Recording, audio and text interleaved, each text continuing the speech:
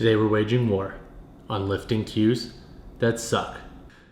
All right, so here's the background. When it comes to coaching and different coaching methodologies, honestly, I pretty much accept everyone's methodology as long as you have strong rationale to back it up. Now, what I don't accept are those crappy cues that we see just your generic fucking personal trainer out on whatever social media platform throwing around, acting as if they're an all-in-one encompassing cue. This then creates a landslide of a conundrum of athletes and lifters, especially beginners, who get their minds wrapped around these certain cues that are not even pertinent to the movement they're performing or even designed to really help them in the context of where they are now. So things like sit back in the squat, for example, shit needs to go. Let's talk about the first lifting cue that we need to bounce out of here. The first cue, sit back. This is a cue that we hear used in the squat a lot. And when coaches and trainers use this, I instantly know, I'm like, you literally have not even explored this movement at all, have you? Hey, nice to meet you. I'm gonna be your trainer. All right, so today we're gonna be doing some squats. And to begin these, I want you to really sit back and put that weight into those heels. Let's see it. Just great. Let's sit back even more. Just really push those hips back. Sit back, there we go. So sit back is a cue that is beneficial in some contexts. So for the beginner, for example, that we're teaching how to squat and maintain a posterior load and not come fully onto the toes and lose that weight forward, sit back is a useful cue to help them actually hinge and get the hips back into the squat and sit into the hole. Now, what often ends up happening is that we say sit back and then that gets drug out as the lifter gets more and more proficient in the squat and they start thinking, okay, sit back, sit back, sit back. And what ends up happening? We limit the knees from going forward, which then limits our quad usage, which are prime movers in the squat, and then we end up losing out on gains because we're so worried about sitting back that we're now putting our weird selves into this hip dominant squat that is not even pertinent. And you see this for high bar squats and beginners, and you just gotta scratch your head and wonder, what are you doing? But it's because of this cue that's been just thrown around. Sit back, sit back, sit back. No, let's talk about a better cue for getting the desired outcome we want for this scenario. All right, so there are a few cues that I like to use over sit back. Number one is to pretend that the hips and knees are being pulled by a string simultaneously. So before you start that descent, your hips and knees are gonna break simultaneously, your knees are gonna track, your hips are gonna sit into the hole. The second cue is sit into the hole. As opposed to saying sit back, try to sit down into the hole and pretend that you're trying to go straight up and straight down with the hips versus pushing them back and then down.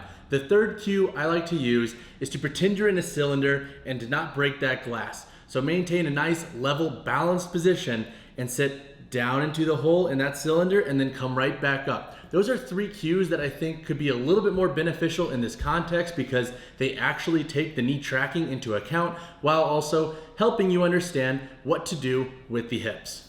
The second cue that I think is pretty ass in the squat is chest up. You really crush that sit back cue. Now I want you to focus on keeping that chest up as much as you can. Let's do a couple squats to keep that chest up. I want to see those ribs flare to the sky. Amazing. Looks like you can't handle load at all. Now, again, in some context, this cue makes sense. This cue makes sense for the lifter that's folding forward. However, when we use chest up, chest up, chest up, what often ends up happening is you see lifters who end up with this weird ass posture with the rib cage flared up and out as opposed to being stacked down and actually having a more neutral torso. With a more neutral torso, we're gonna be able to load heavier and maintain stronger hip and torso mechanics. So what can we use besides chest up, bro? So two cues that I like to use for chest up, as opposed to using chest up, is number one, drive the traps up into the bar. So whether you're doing a low bar or high bar squat, this cue can be a little bit more beneficial because driving those traps up, we're thinking about driving up, but we can still maintain a nice stacked posture with the rib cage down. The second cue I like to use as opposed to chest up is to pull that bar into you. If you're pulling that bar into you, there's no way you're gonna be able to flare that chest up. And if you can, it's gonna put you in a very weird and probably unstable position, and you'll probably kind of self-correct yourself to bring the rib cage down. Those are two cues to use before you squat and when coming out of the hole that work a little bit better than chest up. But again, play with different cues, see what sequencing mentally works for you as opposed to chest up and creating that rib cage to flare.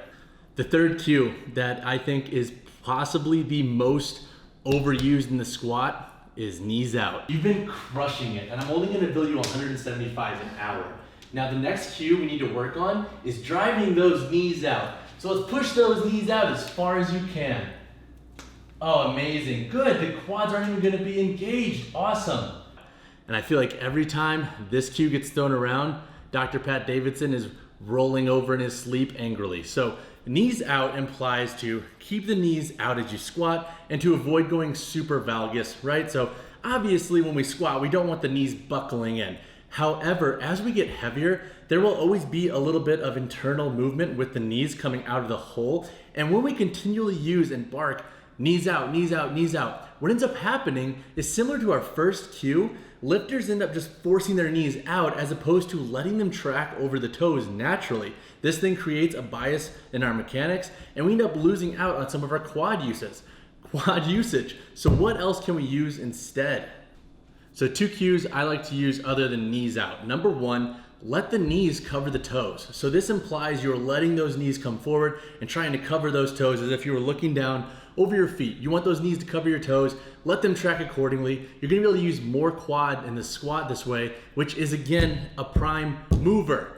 The second cue that I like to use is to pretend that again, there are 2 ropes on the front of the knees and they are pulling your knees forward as you squat. This will help you get a little bit more ankle range of motion and allow again, those knees to track forward and travel forward as they are intended to be. If you're pushing those knees out, look, there's nothing necessarily wrong with this cue, but if you think that that's how you need to squat and you forget that the quads are a prime mover and the knees should actually be tracking forward a little bit, then you are missing out on gains and potential strength.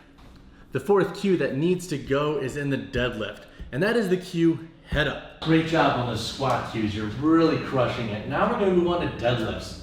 So the first cue I want you to work on when you go down to pick up that kettlebell is to keep that head up. So let's see it. Amazing, good. I don't know who the hell thought this was a good cue, and I get it, I guess conceptually, but in reality, it is kind of misleading because where are we actually putting the head up? Where are we fixing our gaze to the ceiling? Why are we throwing the neck into extension while we're doing a deadlift? Let's talk about it and let's talk about better cues. So in the deadlift, the spine is in a relatively neutral position. Relatively means that there will always be a little bit of variance in how your spine is positioned in the deadlift. And very rarely are you going to be a perfectly straight line. The spine is not straight. We are not perfect robots. So there's going to be a little bit of a relative neutral position to it.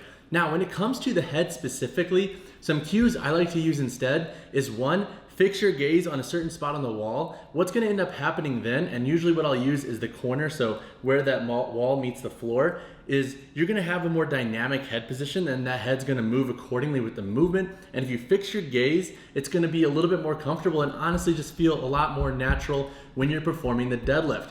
Or what you could do is keep the head neutral. Now, neutral again is going to have a little bit of variance, and when you use this cue, I wouldn't be surprised if you do have a little bit of dynamic head movement, perfectly fine. What we just want to avoid is thinking head up as being the end-all be-all when we're trying to suggest a head position in the deadlift. The 5th cue, and we are moving on to the bench press. The cue of elbows in.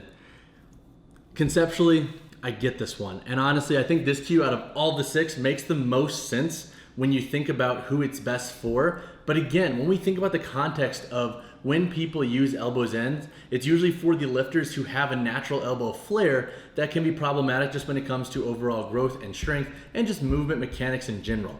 So what we end up doing is say elbows in, and it's kind of like an overcorrection cue where we're coming into a healthier angle with our arms. It feels a little bit more natural when we're trying to press and move bigger weight. What ends up happening though is when we bastardize this cue of elbows in, elbows in, elbows in, we tuck them so much that we almost over exaggerate how much they need to be positioned in, and we limit ourselves when it comes to some of the pec major and frontal delt usage.